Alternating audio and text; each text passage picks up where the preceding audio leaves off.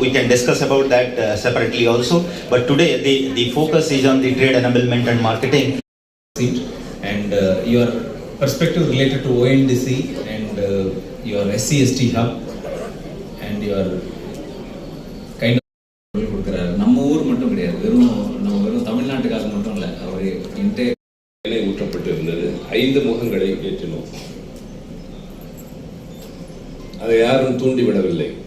இப்பொழுது 4 முகங்கள் தான் தொடர்ந்து சுடர் விட்டுக் கொண்டிருக்கின்றன.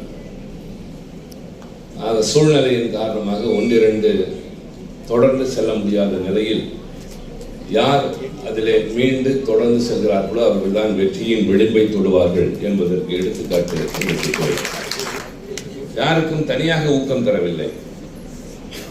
எல்லோருக்கும் ஒரே அளவிற்கான திரிதான், ஒரே அளவு எண்ணெய் தான், அதே கொள்ளளவு கொண்ட விளக்கு தான்.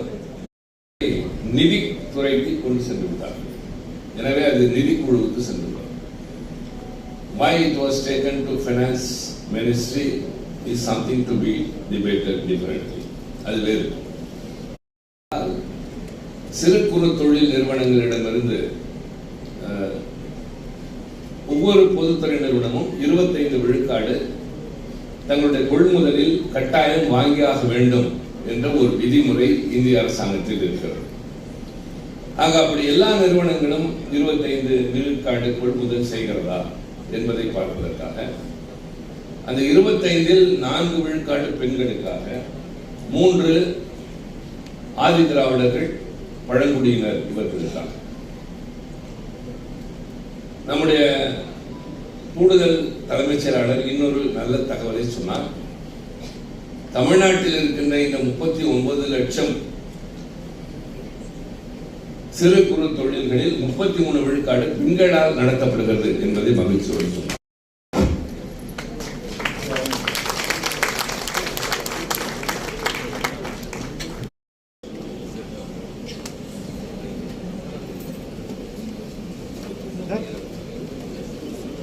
Mauli Vignesh. I expect a greater round of applause on achieving that milestone. Please everyone. Lokesh.